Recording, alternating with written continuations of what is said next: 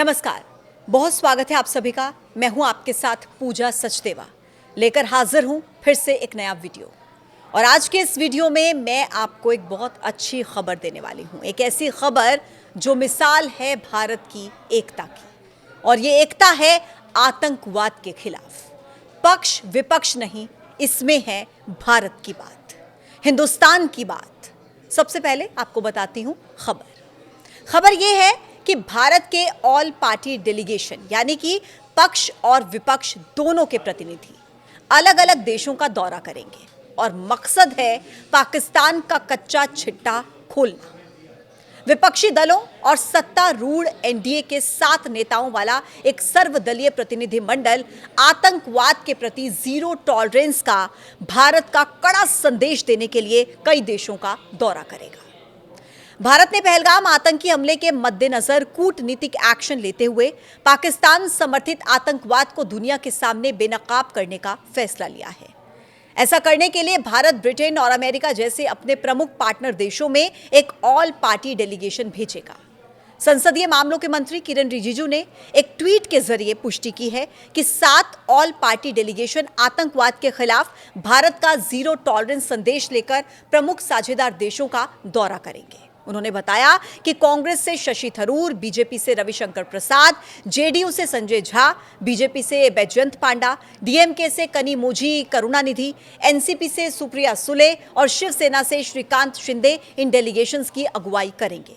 किरण रिजिजू ने यह भी लिखा, in moments that matter most, Bharat stands United. 7 all-party delegations will soon visit key partner nations, carrying our shared message of zero tolerance to terrorism, a powerful reflection of national unity above politics beyond differences. मतलब हिंदी में इसका मतलब यह है कि जो क्षण सबसे ज्यादा मायने रखते हैं उसमें भारत एकजुट होता है। जल्द ही 7 सर्वदलीय प्रतिनिधिमंडल प्रमुख देशों का दौरा करेंगे और आतंकवाद के खिलाफ हमारी साझा नीति को दुनिया के सामने रखेंगे। ये राजनीतिक मतभेदों से ऊपर उठकर राष्ट्रीय एकता का मजबूत प्रतीक है। ये कहा जा रहा है कि इनमें से हर एक प्रतिनिधिमंडल करीब 5 देशों का दौरा कर सकता है। इनमें शामिल होंगे संयुक्त राष्ट्र सुरक्षा परिषद के सदस्य देश और भारत के प्रमुख रणनीतिक साझेदार। जानकारी यह भी है कि हर प्रतिनिधिमंडल में भारत के वरिष्ठ और अनुभवी राजनयिक भी शामिल होंगे। इस पैनल में एआईएमआईएम नेता असदुद्दीन ओवैसी को भी शामिल किया गया है।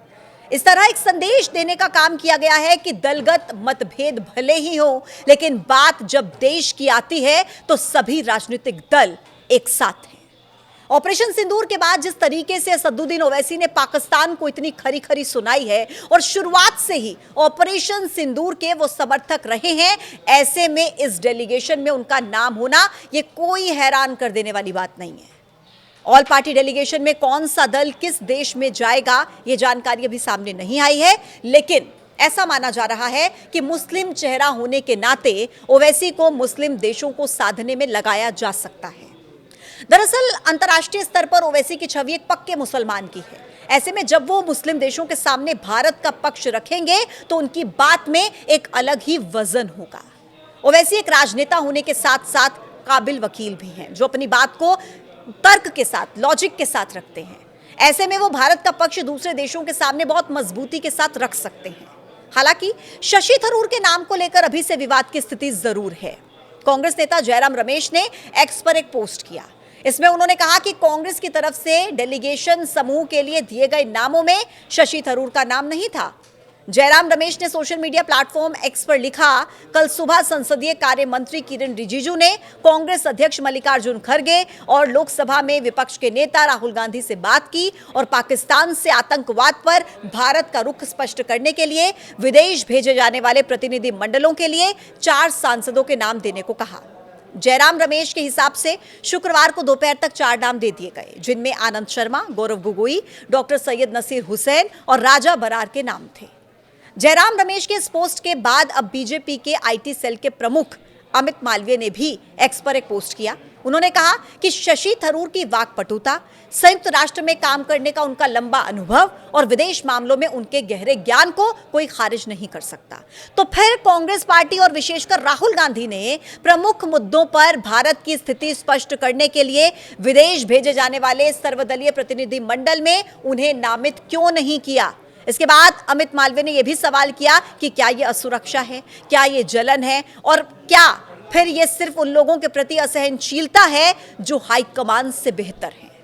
हालांकि शशि थरूर ने अपना नाम लिस्ट में होने पर एक्स पर लिखा है कि हाल ही की घटना पर अपने देश का नजरिया रखने के लिए भारत सरकार के निमंत्रण से सम्मानित महसूस कर रहा हूं। जब बात राष्ट्रीय हित की हो और मेरी सेवाओं की जरूरत हो तो मैं कभी पीछे नहीं हटूंगा।